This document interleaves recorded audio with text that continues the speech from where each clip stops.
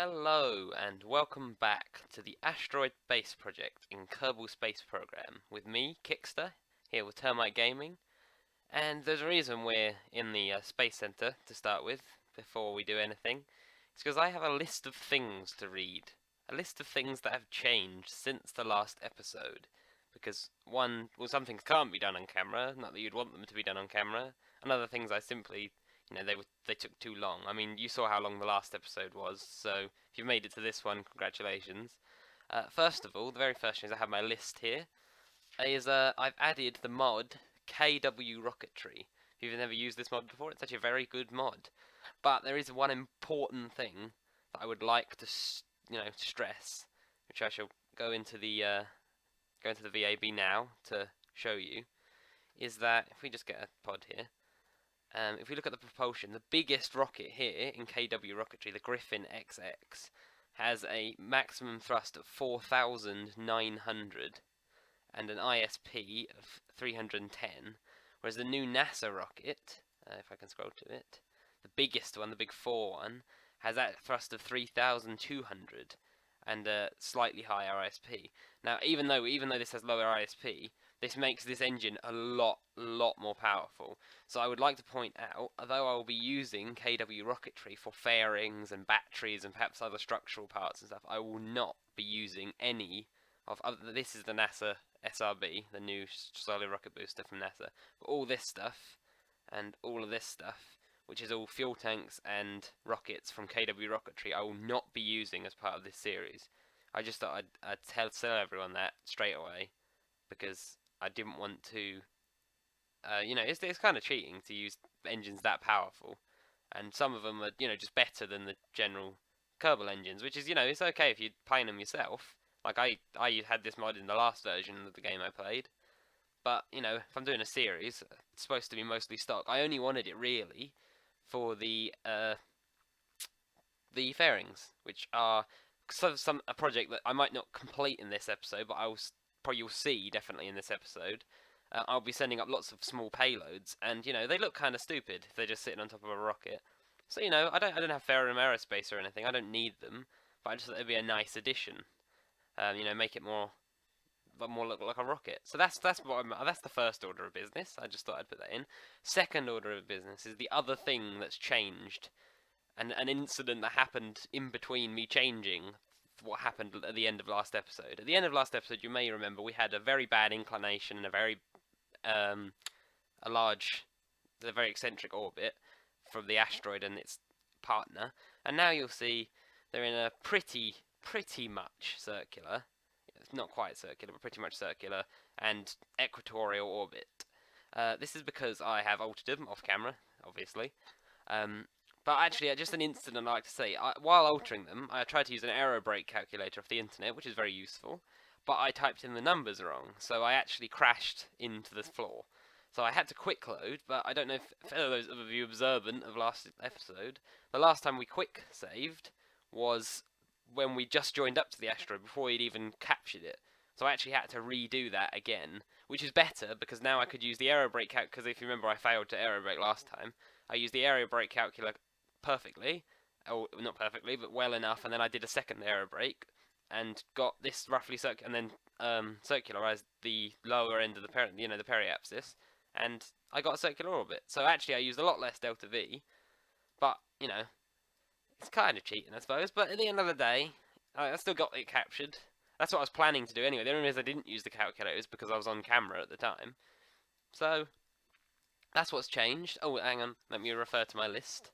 Ah, yes. So I've also, if we fly to the ship, they are separate. I just disjoined them to remind me, in fact, that the first thing. There you go. There's the asteroid in the background. I named it the same though. Asteroid. Be careful not to drop the base. Terrible name, but there we go. The first order of business. We need to get Jeb and Bill and Bob, the dream team. We need to get them back to the planet, back on Kerbin. So let's do that.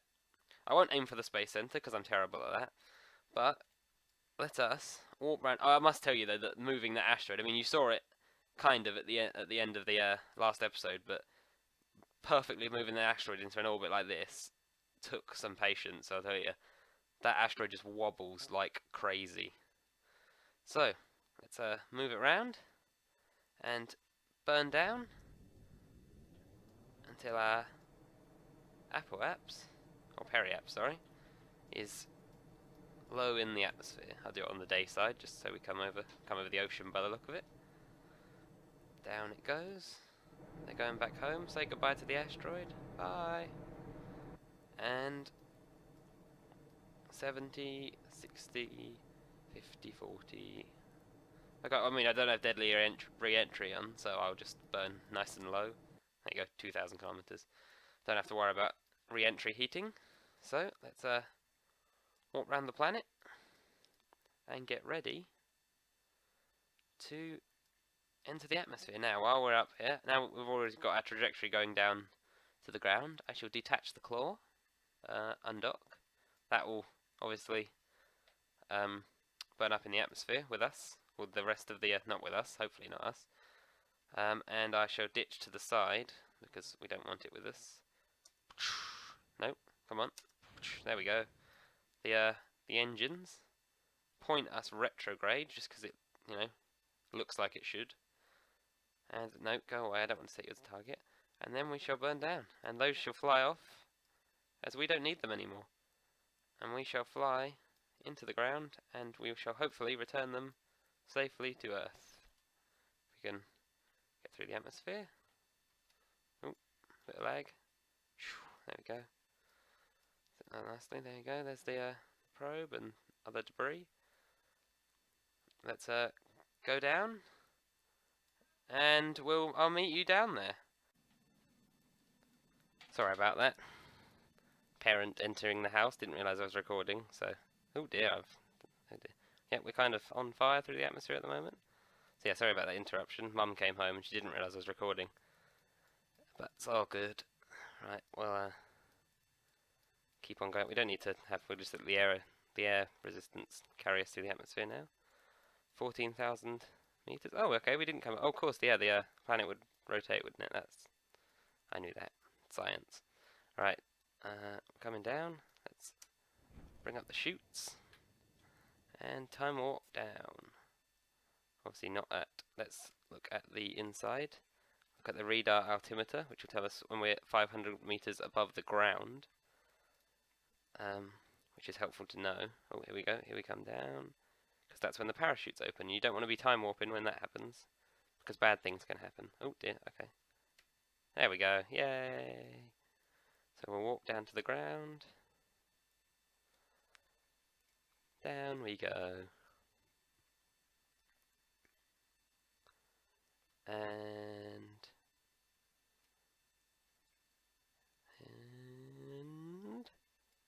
And how many times do I have to say and? Touchdown. Okay. Let's recover the vessel. And the dream team is home. Right. They are successfully returned to the surface of Kerbin. We have a captured asteroid, which is just waiting to be turned into a base. And the first thing we'll do to achieve this goal, I suppose, is with this, the asteroid service port, which probably, I mean, that, to be fair, that nuclear engine had a lot of delta V, but I needed that just in case. But this probably has unnecessary amounts of delta V, as I said I did with the last rocket. This is it, and it's kind of odd. This is what it looks like. Let me zoom out.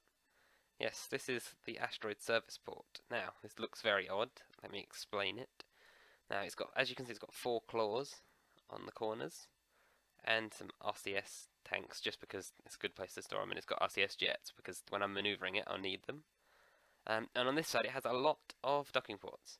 Now, what this is going to do is hopefully, I mean, it's quite big, and I'm not sure how many flat surfaces there are on the asteroid, but hopefully, it's going to attach itself to the asteroid. And I'm going to use this as a, well, what it's called a service port. I'm going to attach different modules to it. And now this is the project I was talking about that needed the fairings, because obviously these modules are going to be small. And so, I can fit them in fairings. So it looks nicer to put them up in fairings.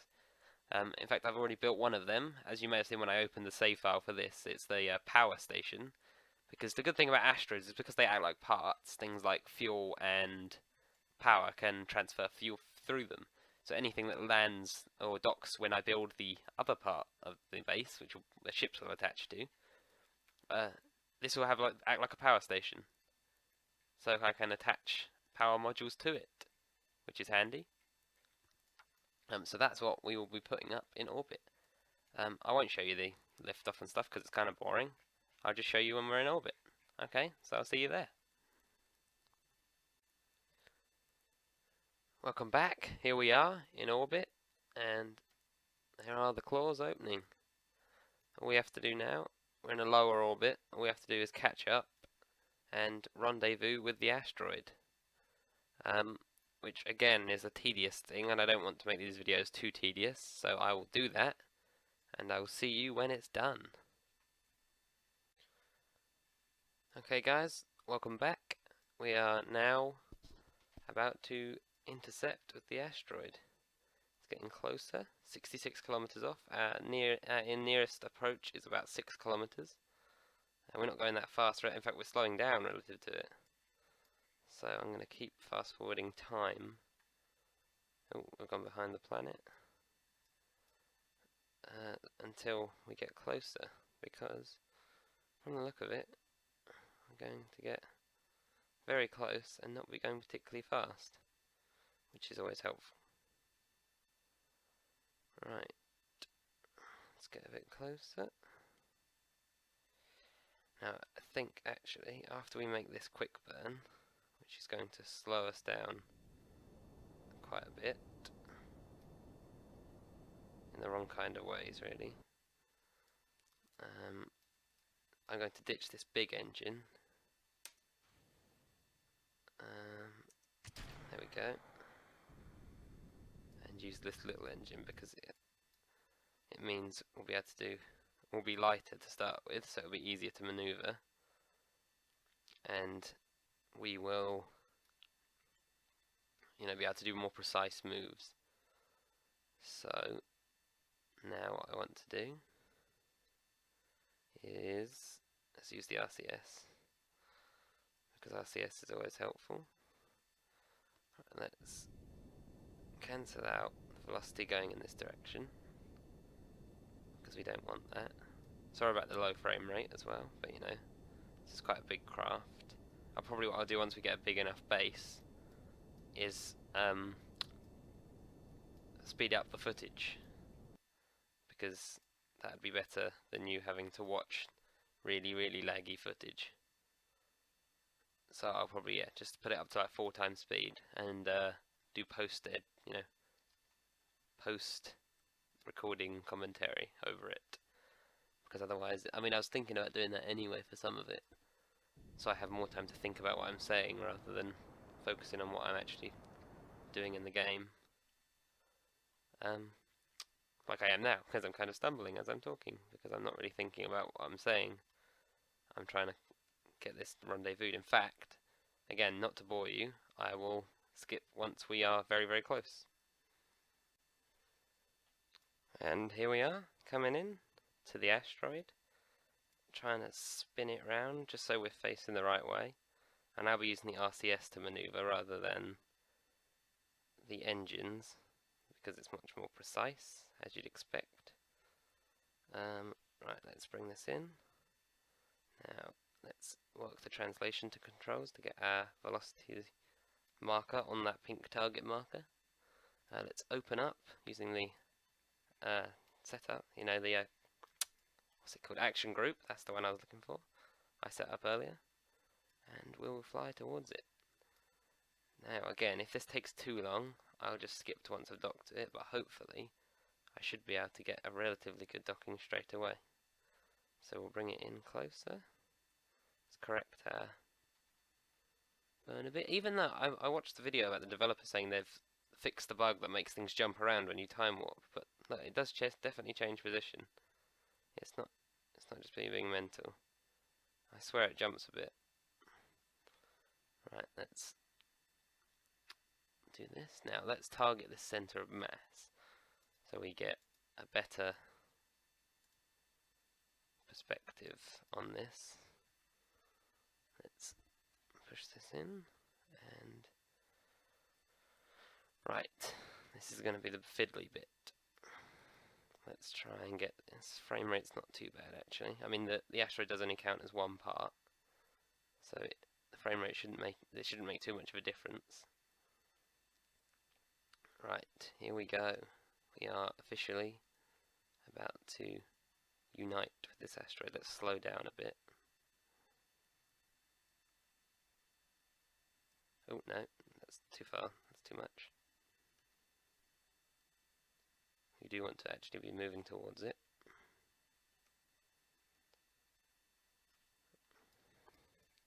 Ah, okay, we seem to be a little off center.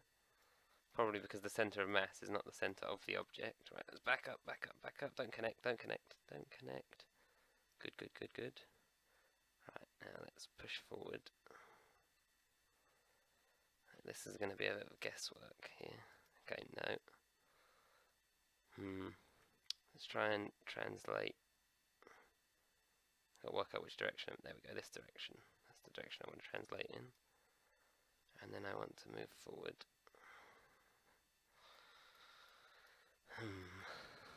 Let's translate. No, this direction.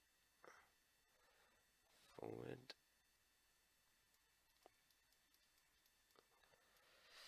Oh, those tanks are going to hit. Maybe I definitely should have made the arms longer on this. Yeah, I definitely should have made them longer. Right, let's try and... Oh, 3 minutes I've been going now. Right, I will come back to you once I've sorted this mess out. If I haven't sorted this mess out, I will make the legs longer and do it off camera. Right, I'll see you then. Oh dear, what? I just took a screenshot. Whoopsie. I'll see you in a second. Hello guys, welcome back. And here we are, docked. Although as you may notice, due to the lights that I decided to put on, slightly different design. That's because while fiddling about trying to get this thing attached to an asteroid, I realised that these jaw things, the grabbers, do not work in conjunction with each other. Once one is attached, the other three, because it becomes one part, the asteroid and the ship, the other three just phase through it and it does not work. So I redesigned it using only one claw, and it works fine and is attached. So now all we have to do is decouple this node. The lights go off because there's no power source for the moment, and get the hell out of here. And now, if we just... We've got Jeb piloting, because you know, he's always the most experienced pilot. If I thought any of them might die, then I wouldn't use him. But, you know, pretty sure he's not. Oh dear, okay, that was awful steering by me. I thought SAS was on, but it wasn't. Right, yep, just do a little bit of a parkour right there. And now let's spin away from the base. Now, I think I set it up to do that. No, can you not? Okay, no, don't worry, that was me being stupid. Right, let's burn our periaps down and slow our velocity down enough so that we fall down to the surface. Still burning. Still burning. Yeah, there we go, that'll be enough. Right.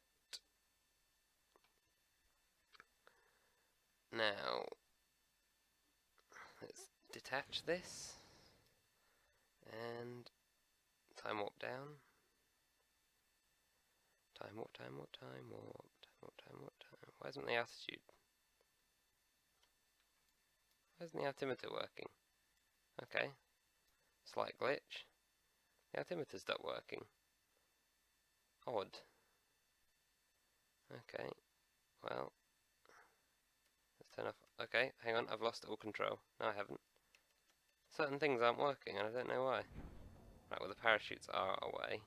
That's working, but I can't turn off SAS. Well, actually, they are off, but it's not saying they're off. This is very odd. Okay, I don't know what's up with that. I'll have to check that out. Right. So, let's just bring this down nice and quick, because I don't want this episode to be too long, like the last one. Bring it down, bring it down. Don't know why the altimeters stopped working. Okay, parachutes are away. Time warp. Let's go into this mode and look at the radar altimeter. Because apparently the other one cannot be trusted. I hope this one can be trusted. These instruments seem to be working, so I'm hoping that this can be trusted and we won't die horribly. Come on, right, here we go. Radar altimeter is going down and down and down. And oh, wrong button. There we go, parachutes open and we are safe. So this is goodbye from me, Kickster. If you like the video, then like the video. And please subscribe if you enjoyed. I'll see you in the next episode of the Asteroid Base Project. Adios.